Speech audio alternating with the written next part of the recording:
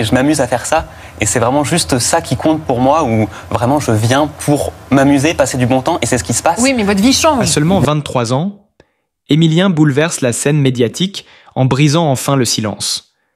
Une révélation inattendue, intime, presque irréelle. Il est marié, et ce, depuis bien plus longtemps qu'on ne l'imaginait. Qui est la mystérieuse personne qui partage sa vie? Comment a-t-il réussi à garder ce secret si bien caché, dans un monde où rien n'échappe au projecteur? Aujourd'hui, pour la première fois, il ouvre la porte sur un chapitre secret de son existence. Et vous allez être les tout premiers à tout découvrir. Préparez-vous à être surpris, ému, voire choqué. ChatGPT Giannoï. Peu de gens connaissaient son prénom, et pourtant, Jessica était là depuis le début. Dans l'ombre, loin des tapis rouges et des micros tendus, elle a été le refuge silencieux d'un jeune homme devenu malgré lui une figure publique. Ce qui frappe dans cette histoire, ce n'est pas seulement le choix d'Émilien de s'éloigner des projecteurs, mais la façon dont il a aimé. Avec discrétion, avec profondeur, avec une fidélité presque rare dans le monde surexposé d'aujourd'hui. En tant qu'observateur passionné du monde des célébrités, je dois le dire franchement, ce récit ne ressemble à rien de ce qu'on voit habituellement. On a tellement l'habitude des amours précipités, des annonces mises en scène, des ruptures orchestrées pour faire le buzz. Ici, rien de tout cela. Il y a une authenticité désarmante dans le parcours d'Émilien. Ce qu'il offre, ce n'est pas une histoire parfaite, c'est une histoire vraie. Une histoire où le silence a plus de poids que 1000 discours, où chaque choix a été pensé non pour séduire une audience, mais pour préserver une bulle, un espace à deux, loin du tumulte. Et peut-être que c'est ça qui touche autant. Parce que dans un monde où l'intimité devient une monnaie d'échange, il y a encore des personnes comme lui qui choisissent de se taire, non par peur, mais par respect. Respect pour soi, respect pour l'autre. Jessica, dans tout cela, n'est pas simplement une épouse. Elle est le symbole d'une vie choisie, d'un retour aux choses essentielles. Il ne s'agit pas ici d'un conte de fées, mais d'une réalité profondément humaine, celle d'un jeune homme de 23 ans qui, au lieu de courir après les feux de la rampe, a préféré allumer une petite lumière chez lui, là où il se sent vraiment vivant. On peut débattre longtemps de ce que doit faire une personnalité après avoir connu la célébrité. Mais Émilien, lui, ne se pose plus la question. Il avance avec elle, à son rythme, loin des flashs et des spéculations. Et d'une certaine façon, il nous rappelle à tous que l'amour, le vrai, n'a pas besoin d'être vu pour exister. Il suffit qu'il soit vécu. ChatGPT, Giannoï. Le plus fascinant dans leur histoire, ce n'est pas ce qu'elle montre, mais ce qu'elle refuse de montrer. Leur relation s'est bâtie dans les silences, dans les regards complices échappant aux appareils, dans les gestes discrets que personne ne voit, mais que chacun rêve de vivre un jour. Jessica n'a jamais voulu être la femme de, encore moins l'influenceuse au bras du prodige. Elle n'a rien monnayé, rien affiché. Et c'est précisément là, dans cette retenue élégante, que réside sa force. Quand Émilien évoque leur rencontre, c'est presque avec la candeur d'un premier amour, celui qu'on garde précieusement pour soi. Il n'y a pas de scénario de cinéma, pas de grande scène dramatique, juste un instant, un regard, une présence. Il se souvient de cette simplicité comme d'une évidence. Et pour lui, c'est ce calme-là, ce refus du paraître, qui l'a ancré. En tant qu'auteur, je suis souvent confronté à des couples qui utilisent leur image comme un levier.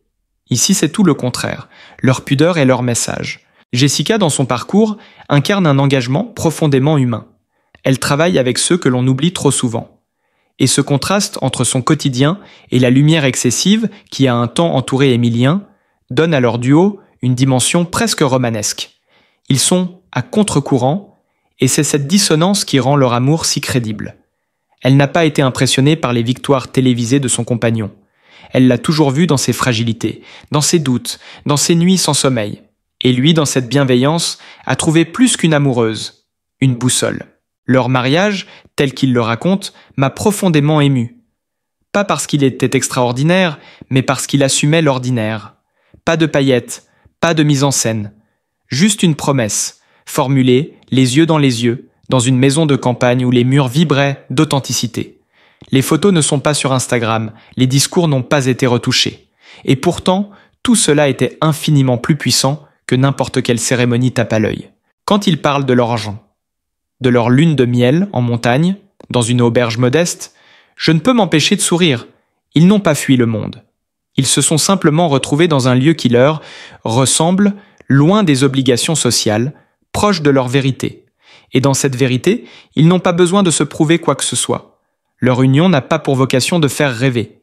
Elle est là pour durer. À travers le récit d'Émilien, ce que je vois, ce n'est pas une idylle parfaite, c'est une alliance forte. Une structure à 2 étages, construite sur la confiance, renforcée par le respect et protégée par la discrétion. Dans une époque où l'on confond souvent amour et visibilité, ils offrent un modèle rare, celui d'un couple qui se choisit chaque jour, sans bruit, sans parade, mais avec intensité. Et puis il y a ce déménagement, ce choix de quitter les Lumières pour une ville à taille humaine. C'est un geste fort, presque politique, dans le monde du divertissement. Émilien ne veut plus être une figure. Il veut juste être Émilien, le garçon que personne ne pointe du doigt dans la rue.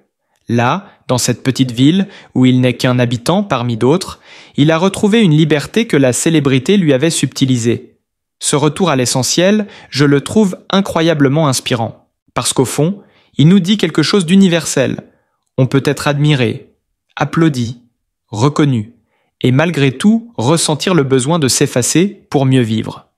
Choisir l'amour plutôt que la course au succès, la profondeur plutôt que l'éclat. Et dans un monde qui en demande toujours plus, ce moins devient une forme de résistance. Une résistance belle, intime et incroyablement moderne. ChatGPT Janoï.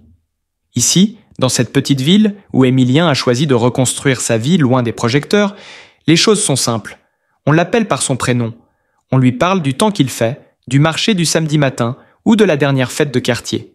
Rien d'extraordinaire, mais tout cela est profondément réel.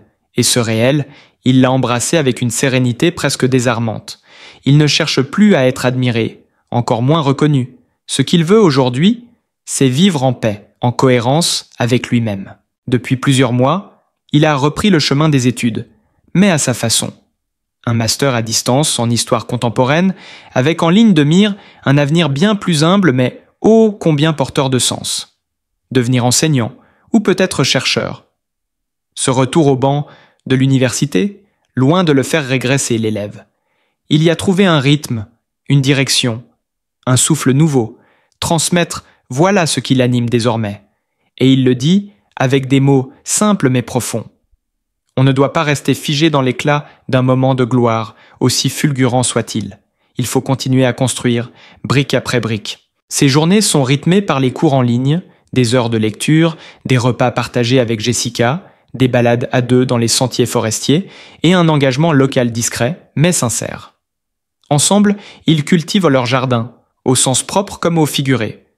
Tomates, courgettes, herbes fraîches.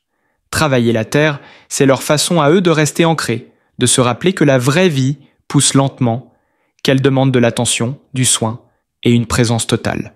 Ce contraste avec les plateaux télévisés est saisissant. Là où tout va vite, ici, tout prend le temps d'exister.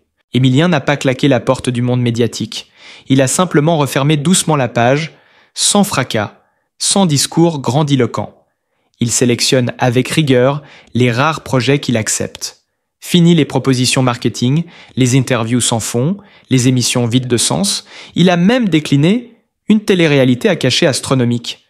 Parce qu'il sait ce qu'il vaut, mais surtout ce qu'il ne veut plus être. Si un jour il revient dans la sphère publique, ce sera avec quelque chose à dire, quelque chose qui le dépasse. Ce qui est frappant, c'est que tout cela n'a rien de cynique. Il ne cherche pas à choquer ou à se différencier pour briller autrement. Il suit simplement une boussole intérieure. Et ceux qui l'ont connu, avant le tumulte, ne sont pas surpris. Un ancien professeur confie qu'Émilien a toujours été brillant, mais discret. Ce mélange de lucidité et de modestie, c'est son ADN. Jessica, elle, regarde son compagnon évoluer avec une fierté silencieuse. Elle sait ce qu'il a traversé, ce qu'il aurait pu devenir, et elle admire ce qu'il a choisi de rester. Il y a dans le retrait d'Émilien une forme de maturité rare, surtout à son âge. Il aurait pu se perdre dans les applaudissements. Il a préféré chercher le silence. Et dans ce silence, il a retrouvé quelque chose d'essentiel, sa vérité. C'est Jessica qui l'a aidé à faire le tri entre les attentes des autres et ses désirs profonds. Ce cheminement, fait de remise en question et de recentrage, l'a conduit à une vie plus lente, mais plus vraie. Il n'a plus besoin de séduire tout l'aujourd'hui. Émilien avance à contretemps. Et c'est sans doute ce qui le rend si singulier. Là où la société pousse à l'exposition permanente, il a choisi l'invisibilité sereine. Là où l'on glorifie le buzz, il valorise la profondeur. Ce n'est pas un repli, c'est un choix assumé. Peut-être qu'un jour, on le retrouvera dans une salle de classe, face à des élèves curieux, ou penché sur un livre, dans le calme de son potager, ou tout simplement dans le regard complice de Jessica, où tout son monde semble tenir. Quand il est apparu, pour la première fois à la télévision, c'était comme une bouffée d'air frais. Sa finesse, sa courtoisie, son calme presque irréel ont touché un public large et sincère. Les fans n'ont pas tardé à fleurir sur les réseaux sociaux. Mais ce qui est étonnant, c'est la nature de cet attachement. Il n'était pas hystérique, il était respectueux, presque pudique, à l'image de celui qu'il admirait. Alors, quand il s'est retiré, l'inquiétude a d'abord envahi la toile. Où était-il passé? Pourquoi ce silence? Certains ont imaginé le pire, d'autres une reconversion mystique. Mais au fil du temps, un phénomène rare s'est produit. Les fans n'ont pas seulement accepté son retrait, ils l'ont compris, ils l'ont soutenu, parce qu'il ne leur a jamais menti, jamais manipulé son image. Il a toujours été sincère. Et cette sincérité-là, même dans l'absence, continue de parler. Ce qui m'a toujours interpellé chez Émilien, ce n'est pas son intelligence, bien qu'indéniable, ni même sa victoire dans un jeu télévisé devenu culte, mais sa capacité rare à résister à la tentation de transformer sa notoriété en marchandise. Là où tant d'autres auraient foncé dans le piège du personal branding, lui a reculé. Il a refusé de devenir un produit. Et en retour, ses admirateurs ont su lire entre les lignes. Ils ont compris que le silence d'Émilien n'était pas une absence, mais un choix. Un pacte silencieux s'est installé. Respecter ce qu'il donne, ne rien exiger de plus. Quand la nouvelle de son mariage avec Jessica a discrètement filtré, l'émotion a été palpable. Pas de vague de commentaires acides. Pas de remous alimentés par la jalousie ou la déception. Juste une bienveillance douce, lumineuse, presque touchante. « Il le mérite tant », écrivait une internaute. « Merci de nous rappeler qu'on peut réussir sans trahir ce que l'on est », ajoutait un autre. Des messages sobres, sincères, à l'image de l'homme qu'il saluait. Et ce n'est pas anodin, c'est rare même, dans un espace numérique, souvent ravagé par la dérision ou le cynisme. Des fans de la première heure ont même pris l'initiative de publier des montages, des lettres ouvertes, des souvenirs partagés, non pas pour exiger une réponse, mais pour dire merci. Merci pour cette authenticité. Merci pour avoir incarné une réussite sans arrogance. Une jeune étudiante a écrit « Grâce à lui, j'ai osé croire que ma culture avait de la valeur. » Et comment ne pas être ému devant un tel écho? Émilien, sans l'avoir cherché, est devenu bien plus qu'un visage de télévision. Il est devenu une figure de réassurance, une réponse silencieuse au vacarme du monde. Le 15 juillet 2025, lorsqu'il a enfin accepté de parler un peu, il ne l'a pas fait pour récupérer un public ni pour faire un retour orchestré. Il a simplement voulu dire merci. Merci à ceux qui ont compris sans qu'on leur explique. Merci à ceux qui ont respecté au lieu de questionner. Cette reconnaissance, il l'a dit avec pudeur, mais elle traverse chacune de ses phrases. Ce soutien discret m'a aidé à garder confiance. J'ai compris que je n'avais pas besoin d'exister aux yeux de tous pour être pleinement moi. Jessica, pourtant si discrète, a elle aussi été bouleversée par cette vague d'affection. Elle, qui reste en retrait, farouchement indépendante du tumulte médiatique, a vu dans ses messages une validation inattendue de leur chemin de vie. Pas une seule intrusion déplacée. Pas une demande invasive. Simplement des mots vrais, pleins de chaleur. Une reconnaissance respectueuse, peut-être le plus beau des cadeaux pour un couple qui a choisi la discrétion comme langage. Aujourd'hui, Émilien ne prévoit pas de grand retour. Il n'exclut rien, mais il pose ses conditions avec une clarté désarmante. Il n'est pas contre la visibilité, mais il veut en être l'artisan, pas la victime. Il sait que la célébrité est un outil, pas un aboutissement. Si un jour il s'exprime publiquement, ce sera pour éveiller des consciences, partager du sens, transmettre, pas pour remplir un créneau horaire. Ce qu'il construit, c'est un mode de vie. Un modèle qui, à mon sens, devrait inspirer bien au-delà de ses fans. Il y a dans cette trajectoire quelque chose de profondément apaisant. Une démonstration par l'exemple qu'on peut choisir l'intimité sans renier ses rêves, qu'on peut être ambitieux sans être bruyant. Jessica est devenue, au fil du temps, bien plus qu'une compagne. Elle est la gardienne de son équilibre, le point fixe dans un monde mouvant. Ensemble, ils avancent sur une route qu'ils ont eux-mêmes tracée. Pas une autoroute éclairée par les néons, mais un sentier bordé de confiance et de rituels. Leur avenir, il se décline sans superlatif. Pas de fortune ostentatoire, pas de projet grandiloquent. Juste une maison pleine de livres et de silence choisi, une table partagée avec ceux qui comptent, un chien qui vieillit tranquillement à leur côté, et peut-être, un jour, des enfants élevés, loin des écrans intrusifs. Et cela, croyez-moi, c'est une forme de luxe que peu peuvent encore s'offrir, celui d'exister pleinement, à sa juste place, sans avoir à en faire la démonstration. Émilien le sait, la célébrité a été une étape, pas une fin. Il y repense avec lucidité, sans regret mais sans nostalgie non plus. Ce qu'il veut aujourd'hui, c'est transmettre. Peut-être pas sur une scène, peut-être pas dans une salle de conférence, peut-être simplement autour d'une table, dans une salle de classe, dans un livre qu'il écrira un jour. Ce qu'il a à dire, il le dira, mais à sa manière, à leur manière. Avec Jessica. Ce qui me fascine le plus dans leur quotidien, c'est justement cette absence d'effort pour briller. Le bonheur, chez Émilien et Jessica, ne se crie pas, ne se met pas en scène. Il se vit dans les détails, dans ces gestes minuscules que tant de gens ignorent, convaincus que l'intensité doit toujours passer par le spectaculaire.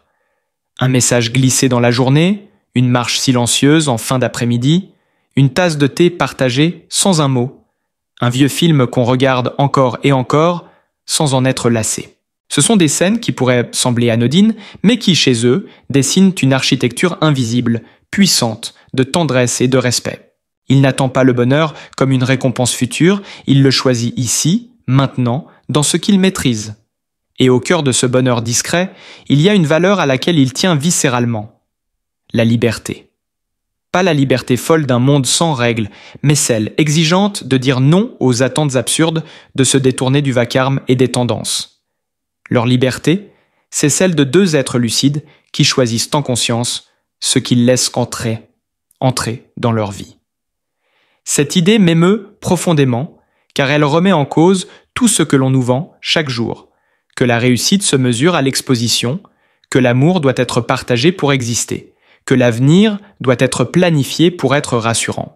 Émilien l'a formulé avec des mots qui m'ont marqué comme rarement une déclaration de personnalité publique a pu le faire. Il a dit « Je ne veux pas être un produit, je veux être une personne ». Il n'a pas besoin d'être parfait. Il veut rester mouvant, avec ses doutes, ses virages, sa part d'ombre. Et je trouve cela profondément courageux. Combien de jeunes hommes de son âge osent dire qu'ils préfèrent avancer lentement, même s'ils doivent se rester invisibles un moment, plutôt que de foncer dans une carrière imposée par l'extérieur? Très peu. Et c'est pour cela que je pense qu'il n'est pas seulement inspirant, il est rare. Ce n'est pas une figure de l'ancien monde, nostalgique d'une époque révolue. C'est une voix nouvelle, calme mais solide, qui propose autre chose. Quelqu'un qui dit sans le dire « Vous avez le droit de vivre autrement ». Avec Jessica, il envisage peut-être un jour de partir vivre ailleurs, non pas pour fuir, mais pour s'enrichir autrement, découvrir d'autres façons de penser, de ressentir, de se relier à l'essentiel. Leur couple n'a rien d'idéalisé, mais il incarne un équilibre réel, construit, entretenu. Ils ne prétendent pas tout savoir, ils cherchent ensemble. Ce qui me frappe, c'est cette maturité sans raideur. Émilien n'est ni lassé ni amer. Il parle avec douceur, mais chaque mot a du poids. On sent qu'il a vécu vite, intensément, et qu'il a su transformer cela, non pas en regret, mais en calme. Il ne rejette pas la lumière, mais il choisit l'ombre qui apaise. Il n'a pas besoin de poster 1000 photos pour prouver qu'il est amoureux. Leur histoire est faite de confiance et de temps. Ce n'est pas un conte de fées, c'est une réalité vivante, imparfaite, mais pleine de dignité. Il y a quelque chose de profondément réconfortant dans la manière dont ils avancent. Pas de grands discours, pas de slogans ou de plans marketing bien rodés. Juste deux êtres humains qui, malgré leur jeunesse, ont compris une vérité que tant d'autres ne découvrent qu'après des décennies de courses effrénées. Vivre à contre-courant, ce n'est pas fuir, c'est résister. Résister à la simplification du monde, à l'injonction de réussite, à la tentation de se perdre dans les images qu'on attend de vous. Ce qui m'a toujours intrigué chez Émilien, c'est ce paradoxe qu'il incarne. Une âme ancienne dans un corps jeune. Il aurait pu se laisser emporter par le succès, les projecteurs, les opportunités faciles. Il aurait pu signer des contrats, multiplier les apparitions, devenir ce que l'on appelle un personnage public à part entière. Mais non, il a préféré ralentir. Il a préféré s'écouter. Et je crois sincèrement qu'il faut une immense force intérieure pour faire ce choix, surtout à 23 ans, quand tout autour vous pousse à aller vite, à produire, à répondre présent, toujours. Jessica, elle, n'est jamais très loin. Et ce qui transparaît dans leur couple, ce n'est pas la passion flamboyante des débuts, celle que l'on exhibe avec orgueil, c'est autre chose, plus profond, plus solide. La complicité. Ils se comprennent sans avoir besoin de parler.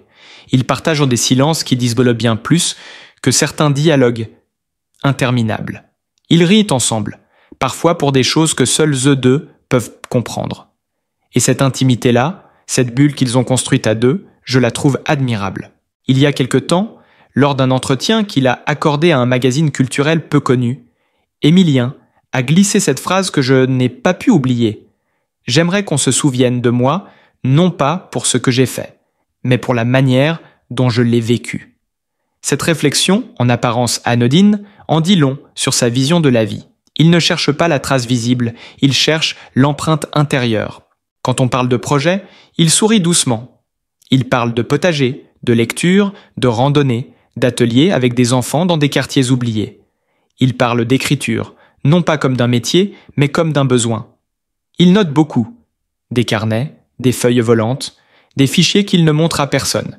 Il écrit pour comprendre, pas pour convaincre. Et parfois, je me demande s'il ne serait pas, au fond, un philosophe déguisé. Ce qui me touche aussi, c'est leur rapport au temps. Ils ne courent pas après. Ils l'apprivoisent. Quand tant de couples explosent faute de temps, faute de patience, eux semblent avoir fait de la lenteur un art. Ils prennent le temps de s'écouter, de douter ensemble, de se réajuster sans se juger. Ils savent que l'amour ce n'est pas un état figé. C'est un mouvement, parfois chaotique, parfois doux, mais toujours exigeant. Leur quotidien n'a rien d'extraordinaire, et c'est justement cela qui le rend précieux. Ils cuisinent ensemble. Ils font leurs courses au marché du quartier, ils prennent le bus. Ils ont une vie que l'on pourrait qualifier de simple, mais qui est en réalité riche de tout ce que notre époque a tendance à négliger. L'attention, la présence, la justesse. Je me souviens d'un dimanche de printemps où je les ai croisés par hasard dans un parc. Ils étaient assis sur un banc, Jessica lisait et Émilien écrivait. Aucun téléphone, aucun bruit. Juste eux, ensemble, dans une bulle de paix. Cette image m'était restée, elle m'a rappelé que l'on peut encore choisir une autre façon d'exister, même quand tout pousse à l'agitation. Ce qui fait d'eux un couple si unique, ce n'est pas ce qu'ils montrent, c'est ce qu'ils protègent. Leur relation est une enclave, un refuge. Et cela demande du courage, car protéger implique parfois de renoncer. Ils ont renoncé à certaines soirées, à certaines sollicitations, à certaines relations même, pas par snobisme, par cohérence. Ils préfèrent une soirée jeu de société avec 3 amis de confiance qu'un tapis rouge. Ils préfèrent un dîner en silence qu'une publication Instagram. Et là encore, je ne peux m'empêcher d'admirer. Parce qu'ils nous rappellent que la vraie vie, celle qui apaise, celle qui fait grandir, ne se trouve pas dans les applaudissements, mais dans l'authenticité. Dans un monde où tant de jeunes cherchent désespérément un modèle, une direction, un repère, je crois qu'Émilien offre quelque chose de précieux. Une autre possibilité. Il n'impose rien. Il ne donne pas de leçons. Mais il montre à sa manière que l'on peut être jeune et sage, discret et vivant, engagé sans être bruyant. Il a refusé de vendre son image.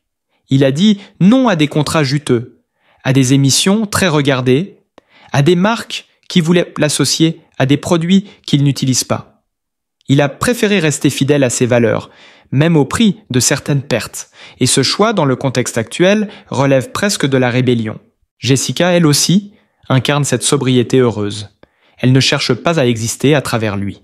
Elle a ses passions, ses engagements, son rythme. Ils ne sont pas l'un à travers l'autre. Ils sont côte à côte, profondément ancrés dans une illégalité d'écoute et de respect. Et je crois que c'est cela qui rend leur amour si rare. Il est libre, libre d'évoluer, libre de se redéfinir, libre de respirer. Peut-être un jour publieront-ils ensemble ce recueil de pensées qu'ils remplissent pas d'eux, ces fragments de vie, ces éclats de vérité notés entre deux silences. Peut-être pas. Peut-être qu'ils continueront à vivre dans cette semi-discrétion choisie. Et c'est très bien ainsi. Le monde a besoin de gens comme eux, pas pour les imiter, mais pour se souvenir que d'autres chemins existent, des chemins plus doux, moins tapageurs, mais pas moins forts. Quand on me demande ce que je retiens d'eux, je réponds sans hésiter. La cohérence. Ce mot est peut-être le plus beau compliment qu'on puisse faire à quelqu'un aujourd'hui. Ils sont cohérents. Avec leurs mots, leurs choix, leur silence. Ils vivent comme ils pensent, et cela, croyez-moi, c'est d'une puissance rare. Je pourrais continuer longtemps. Vous parlez de leur maison, remplie de livres et de plantes, de leurs discussions sur l'éducation, la politique, l'écologie, de leur manière d'aborder les désaccords sans s'élever la voix, de cette tendresse qui ne cherche pas à se montrer, mais qui irradie. Mais ce que je veux surtout dire, c'est ceci. Leur histoire m'a changé. Elle m'a poussé à ralentir, à me recentrer, à questionner mes propres choix. Elle m'a rappelé qu'on peut refuser la frénésie sans sombrer dans la nostalgie, qu'on peut aimer discrètement mais profondément, qu'on peut être heureux, vraiment heureux, sans que personne ne le sache. Et peut-être que c'est ça, le vrai luxe, aujourd'hui. Et si cette histoire vous a touché autant qu'elle nous a bouleversés, alors prenez un instant pour vous abonner à notre chaîne, partagez cette vidéo à ceux qui croient encore en la beauté des choses simples. Activez la cloche pour ne rien manquer de nos récits humains, vrais et profonds. Et surtout, restez curieux, sensibles et ouverts à ces vies qui nous inspirent autrement.